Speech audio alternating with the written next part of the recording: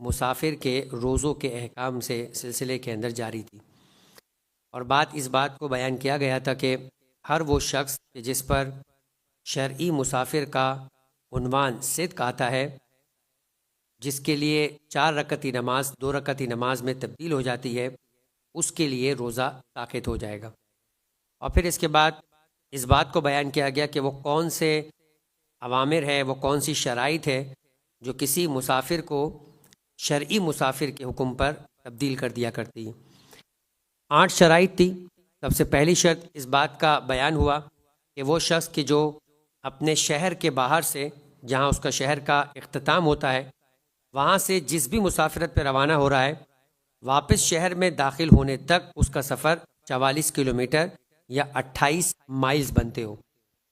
دوسری شرط یہ تھی کہ اس سفر کا جو 44 کلومیٹر کا سفر کا ہے، یہ ابتدا ہی سے اس بات کا مستحکم ارادہ رکھتا ہو کہ میں یہ 44 کلومیٹر کا سفر کروں گا۔ یہ نہ ہو کہ درمیان میں جانے کے بعد کہیں سے ارادہ ہوا اور پھر سفر کی کل مقدار 44 کلومیٹر بنتی ہو۔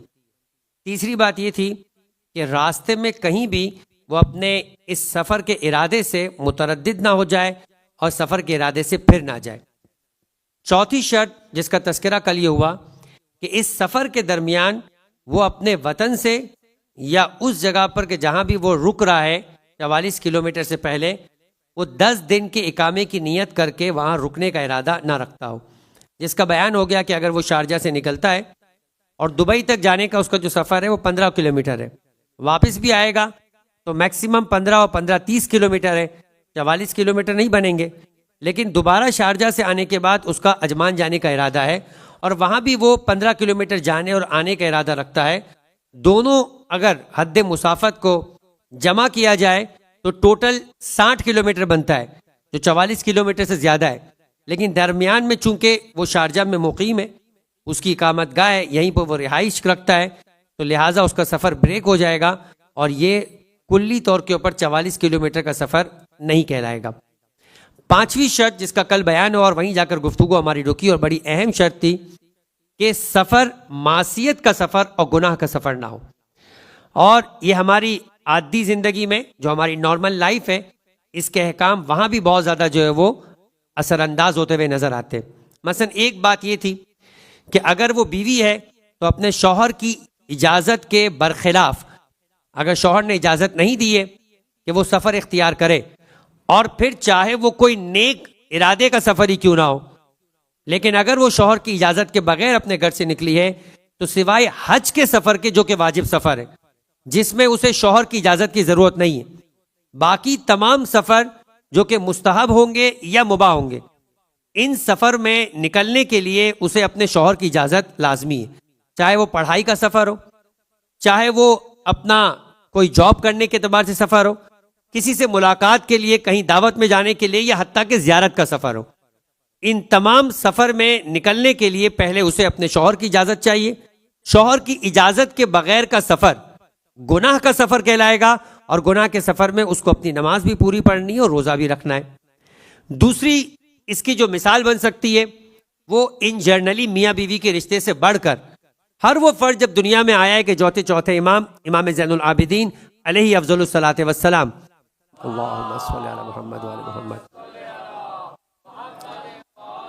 رسالت الحقوق میں ایک بات کرتے کہ جب انسان دنیا میں آتا ہے تو تنہا تو نہیں آتا، ہم میں سے ہر ایک دنیا میں آیا ہے، کوئی بھی جناب مریم علیہ السلام کی طرح، جناب عیسیٰ کی طرح تو نہیں آیا۔ وہاں پر ماں کی مثال تھی، باپ نہیں تھا۔ جب عیسائیوں نے آ کے پیغمبر اکرم سے مناظرہ کیا، مباہلہ کیا، تو وہاں یہی بات ہوئی تھی کہ تم جناب عیسیٰ کی بات کرتے ہو تو آدم کی کیا بات ہوگی؟ تو جناب آدم کی مثال پروردگار عالم نے کائنات کے یا اس دنیا کے بنتے وقت قرار دی، مگر آج تو جناب آدم کی طرح بغیر ماں اور باپ کے تو کوئی دنیا میں پیدا نہیں ہوتا۔ لہٰذا ہر ایک اس دنیا میں آیا ہے تو اپنے ماں باپ کا رشتہ اپنے ساتھ رکھتا ہے۔ ماں باپ کا رشتہ قرآن مجید کے مطابق، روایات اہل بیت کے مطابق اتنا اہم رشتہ ہے کہ قرآن مجید نے تو ان دونوں کو ربیانی صغیرہ کہہ کر رب کا رشتہ اور رب کا مقام عطا کیا، یعنی وہ رب مجازی ہے کہ جسے وہ رب حقیقی اس دنیا کے اندر پرورش کا ذمہ دے رہا ہے۔ اب یہ جو ماں باپ ہے، ان کی بھی اجازت یا ان کی بھی ناراضگی اس بات کا سبب بنتی ہے کہ آپ کا سفر حرام قرار دے دے. آپ بغیر ماں باپ کی اجازت کے سفر کر سکتے، کوئی مشکل نہیں ہے، لیکن اگر کسی مقام پر ماں باپ اپنی ناراضگی کا ایسا اظہار کر دے کہ جس کی بنا کے اوپر یہ ان کے لیے دلی طور کے اوپر ایک شوق کا، ایک ان کی اذیت کا باعث بن جائے گا، تو آپ کے لیے یہ سفر کرنا حرام ہے. اب وہ چاہے کوئی بھی سفر ہو، حتیٰ یہ کہ وہ روایت جو ہمیں بتاتی جناب اویس سے کرنی کی کہ اس قدر ماں باپ کا احترام ہے کہ اگر کوئی شخص پیغمبر اکرم کی زیارت کے لیے بھی جا رہا ہے مگر والدہ سے یہ طے ہو گیا تھا کہ وہ سر شام یا رات ہونے سے پہلے پلٹ کے آ جائیں گے، تو اس بات کا خیال رکھنے کی وجہ سے ان کا مقام اتنا بلند ہو گیا کہ اویس نے زندگی میں پیغمبر اکرم کی بظاہر کبھی ڈائریکٹلی زیارت نہیں کی تھی، مگر نہ فقط یہ کہ وہ پیغمبر کے صحابی کہلائے، ایسے صحابی کہلائے کہ جو روز قیامت مسلمانوں کی شفاعت کرتے ہوئے نظر آئیں گے. تو یہ مقام تھا ماں سے کیے گئے کمٹمنٹ کا خیال. تو یہ جو کمٹمنٹ ہے، یہ جو ماں باپ کے حکم کی اطاعت کرنا ہے، یہ اس قدر لازم ہے کہ اگر مخالفت ہو اور مخالفت ماں باپ کی اذیت کا باعث بن جائے تو صرف 15 سال کے بچے کے لیے نہیں، 50 سال کا بیٹا بھی اگر اپنے ماں باپ کے حکم کی مخالفت کرے گا اور سفر کرے گا تو سفر حرام ہو جائے گا، اور اس سفر میں اسے نماز بھی پوری پڑھنی اور روزہ بھی رکھنا ہے. تیسری مثال جس پر کل ہماری بات کا اختتام ہوا، اور وہ بہت زیادہ آج کل کے مسائل ہیں.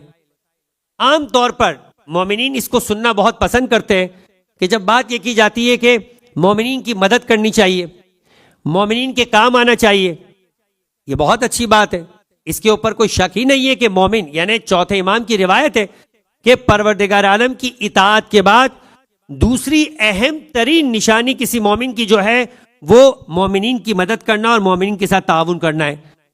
اس اعتبار سے صدقہ دینے کا ثواب ایک کے مقابلے میں 10 نیکی ہے، لیکن اگر آپ قرضہ دیتے ہیں کسی مومن کو تو یہی صدقے کے ثواب اور فائدے کے ساتھ اس کا ثواب 18 گنا بڑھ جایا کرتا ہے.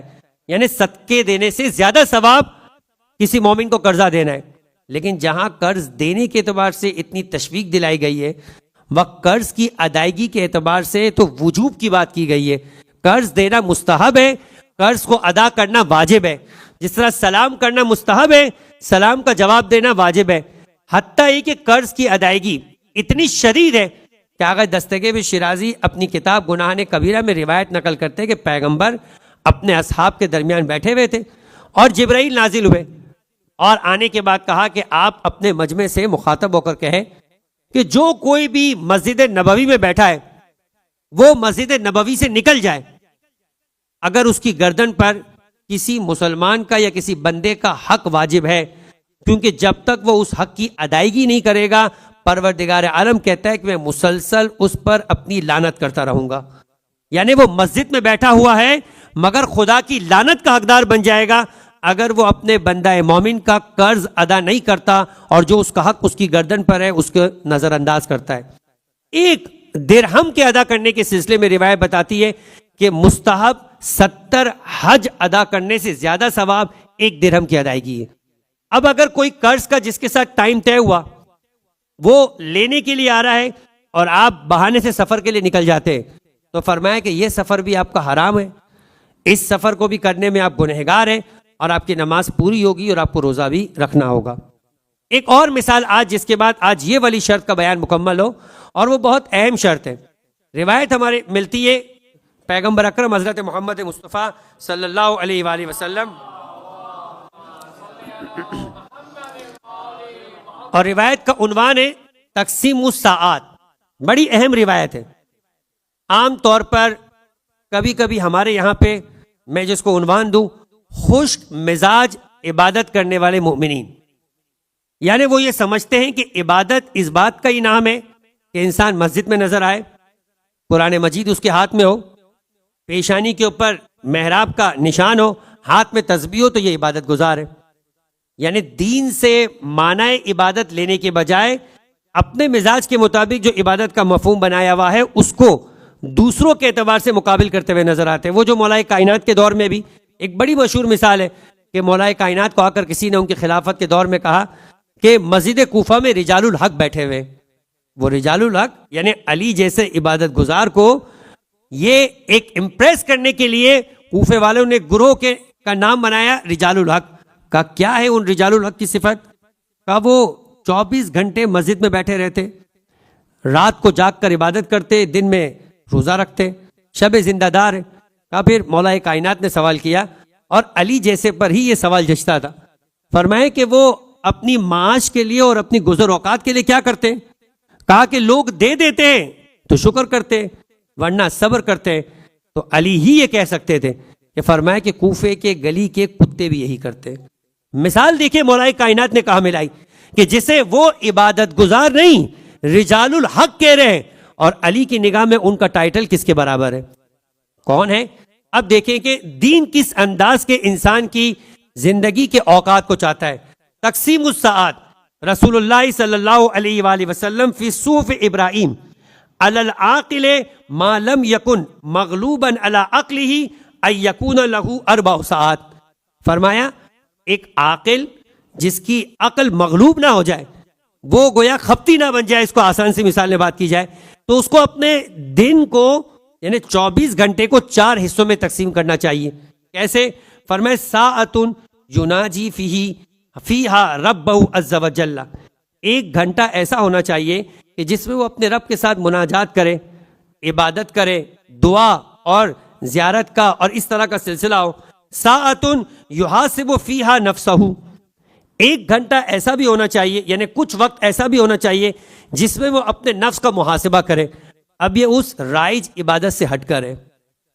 غور کیجئے کہ جان محترم، ایک ہے نماز پڑھنا، ایک ہے قرآن پڑھنا، ایک ہے مناجات و دعا میں مشغول ہونا، ایک ہے کہ جس میں بندہ اپنے ساتھ خود اپنا محاسبہ اور اپنا کام جو دن بھر میں ہوا ہے اس کے بارے میں غور و فکر کرے کہ میرے معاملات کیسے انجام پائے، میں نے کسی کے ساتھ زبان کیسے استعمال کی، میں نے کسی کے ساتھ اپنا ایٹیٹیوڈ کیسا استعمال کیا، میں نے کسی کے ساتھ معاملہ کرتے وقت کیا طریقہ کار استعمال کیا.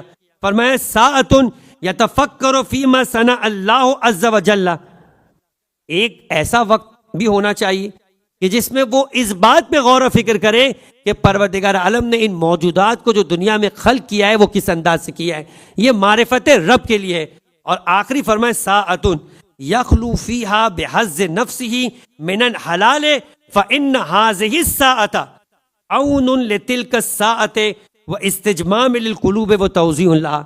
1 گھنٹہ ان حلال تفریح اور حلال کاموں کے لیے ہونا چاہیے جو انہیں ان باقی 3 گھنٹوں کے لیے یا باقی 3 ساعتوں کے لیے تیار کرے گا کہ اس کی عقل آمادہ ہو، اس قدر خوشگوار ہو کہ ان تینوں کے اندر بھی اپنے دماغ کو واپس چلا پائے. اس کے بعد ایک اور روایت ملتی ہے جو 4تھے امام کی اور 7ویں امام کی اور واضح. فرمایا امام فرماتے کہ اجتہدوا فی ان یکون زمانکم 4 ساعات. تمہارے جو دن ہے وہ 4 حصوں میں تقسیم ہونا چاہیے. ساعت لمناجات اللہ و ساعت لامر المعاش. 1 گھنٹہ ہو یا 1 دن کا وقت ہو جو تم اپنی معاش اور اپنے روزگار کے لیے گزارو. و ساعت، اب اہم جملہ، لمعاشرت الاخوان والسکات الذین یعرفونکم عیوبکم ویخلصون لکم فی الباطن. 1 دن کا وقت ایسا بھی ہونا چاہیے جو تمہاری اپنے مسلمان یا اپنے مومنین بھائیوں کے ساتھ گیدرنگ کا ہو، جس کو ہم آج کل کہتے ہیں سوشلائزنگ. فیس بک کا نہیں، انسٹاگرام کا نہیں، ٹک ٹاک کا نہیں، مومنین سے بیٹھ کر گفتگو کرنے کا ہو. کون سے مومنین؟ جو تمہیں تمہارے عیب بتائے، جو تمہارے ساتھ مخلص ہو. ایک تو ہم آج کل سوشلائزنگ کے لیے وہ چائے کے ڈھابے پہ جا کے بیٹھ جاتے، یا مثال کے طور پہ کسی جگہ پہ جانے کے بعد سحری افطاری کے لیے، اب اس کو کوئی بھی نام دے، ہم بیٹھتے ہیں اور وہاں مقصد کیا ہے؟ لہو باتیں کرنا، فضول باتیں کرنا، غیبتیں کرنا. یہ نہیں، وہ گیدرنگ کی جس کے اندر مومنین ایک دوسرے کو ان کی اصلاح کرتے ہوئے اور ان کی تربیت کرتے ہوئے دکھائی دے. اور فرمایا کہ ساعت تخلون فیہا لذاتکم فی غیر محرم. کہا کہ ایک ایسا وقت بھی ہونا چاہیے کہ جس میں تم ایسی لذتوں کے اندر اپنے آپ کو مشغول کرو جو کہ حرام نہ ہو مگر تمہارے ذہن کو فریش کرتے ہوئے نظر آئے. اب یہ ساری گفتگو کا مقدمہ بنانے کا مقصد یہ تھا کہ سفر کے اندر آپ کا کچھ سفر ایسا بھی ہوتا ہے جو کسی کاروبار کے لیے نہیں ہے، کسی رشتہ دار سے ملنے کے لیے نہیں ہے، کسی تعلیم کے مقصد کے لیے نہیں ہے. خالصتاً آپ نکل رہے ہیں پکنک کے لیے، خالصتاً آپ نکل رہے ہیں تفریح کے لیے، اپنے گھر والوں کے ساتھ، اپنے دوستوں کے ساتھ، اپنے آفس کولیگز کے ساتھ، یہ سفر کرنا کس کیٹیگری میں آتا ہے؟ آیا یہ سفر جائز ہے یا یہ سفر ناجائز ہے کہ جس کی وجہ سے آپ کی نماز پوری ہوگی اور روزہ بھی رکھنا ہوگا؟ فرمایا کہ جائز تفریح کے لیے سفر کرنا. دیکھیں ابھی زیارت کی بات نہیں ہو رہی، وہ سفر عبادت کا سفر ہے. یہ بات ہو رہی ہے اگر کوئی پکنک کے لیے بھی اپنے گھر سے نکلتا ہے، یہ ایک جائز سفر ہے، جائز پکنک کے لیے. پکنک کی بھی وضاحت کر دینا بہت ضروری ہے. اب کون کون سی پکنک کس کس انداز سے ہو رہی ہے وہ اپنی جگہ پہ. جائز پکنک اگر ہو رہی ہے، جو ماحول جائز پکنک کا ہے اس انداز سے اس پکنک کو منایا جا رہا ہے، تو یہ سفر بھی جائز ہے. یہ بھی اگر 44 کلومیٹر کا بن جاتا ہے تو آپ کی نماز قصر ہوگی اور آپ کا روزہ بھی جو ہے وہ اس کی وجہ سے ساقط ہو جائے گا. اب یہیں پر ایک مسئلہ ہے کہ جس سے اکثر لوگ، بیشتر لوگ ناواقف ہیں، وہ ہے شکار کا سفر. پرانے زمانے میں تو بہت ہوتا تھا، آج لیکن کم سے کم شکار کا سفر فشنگ کی حد تک ایک ایسا سفر ہے کہ جو پریکٹیکل مسئلہ بنتا ہے، اور فشنگ شکار کا سفر ہی کہلاتا ہے. مراجعین فرماتے ہیں کہ اگر کوئی شخص تفریح کی نیت سے، جو نارملی فشنگ ہوتی ہے وہ تفریح والی، کہ ٹھیک ہے سمندر میں جائیں گے بوٹ میں اور جانے کے بعد فشنگ کریں گے اور فشنگ کر کے واپس آ جائیں گے. کہا کہ اگر تفریح کے خاطر انسان مچھلی کا شکار کرنے کے سفر پہ جاتا ہے تو یہ سفر چاہے سمندر میں، چاہے شہر سے نکل کر سمندر تک جا کر آگے جانے میں 44 کلومیٹر کا کیا اگر 400 کلومیٹر بھی بنتا ہے تو اس سفر میں آپ کی نماز پوری ہے اور آپ کو روزہ بھی رکھنا ہوگا. اب حرام نہیں ہے سفر، جائز ہے، لیکن شکار کا سفر اگر تفریح کے خاطر ہو تو یہاں پہ نماز آپ کی پوری ہوتی ہے اور آپ کو روزہ بھی رکھنا ہوگا. اگر یہی سفر کسی کا فشنگ پروفیشن ہو، پیشہ ہو، کمانے کا ذریعہ ہو تو اس کے لیے مسئلہ یہ نہیں ہے. کمانے والے کے لیے مسئلہ یہی ہے کہ اگر وہ جا رہا ہے 44 کلومیٹر کا سفر ہے تو نماز اس کی قصر ہوگی اور روزہ ہے تو ساقط ہو جائے گا.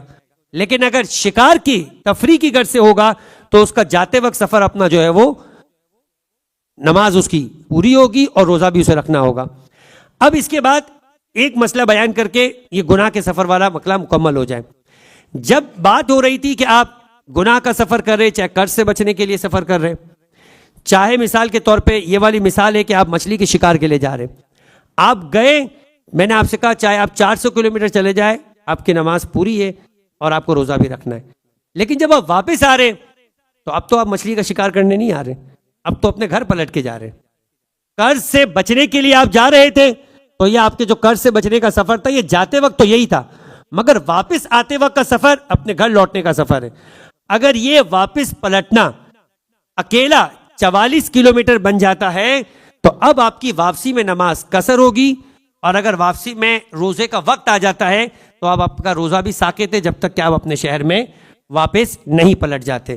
تو اس حد تک یہ مسئلہ مکمل ہوا کہ جو 5ویں شرط تھی وہ یہ کہ آپ کا جو سفر ہے وہ معصیت کا سفر نہ ہو.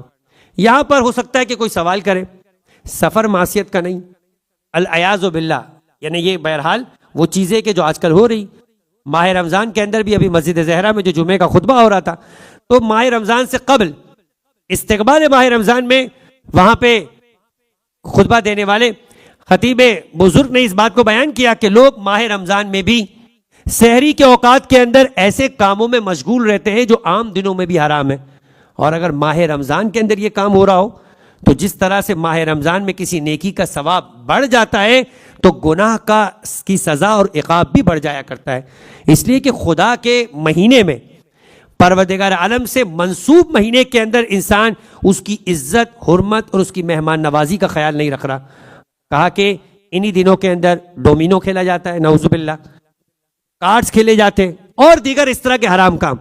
اب اگر کوئی سفر کے اندر، سفر جائز سفر ہے، اب کوئی بھی مثال لے لے، مگر دوران سفر حرام کام کیا جا رہا ہے تو کیا یہ سفر اسی طرح کے سفر کے حکم میں ہوگا کہ اس کی نماز پوری ہوگی اور روزہ بھی رکھنا ہوگا؟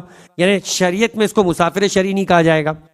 کہ اگر سفر کا جو قصد ہے، الٹیمیٹ جو سفر کا مقصد ہے وہ آپ کا، وہ حرام نہیں ہے، مگر دوران سفر حرام کام کیا جا رہا ہے.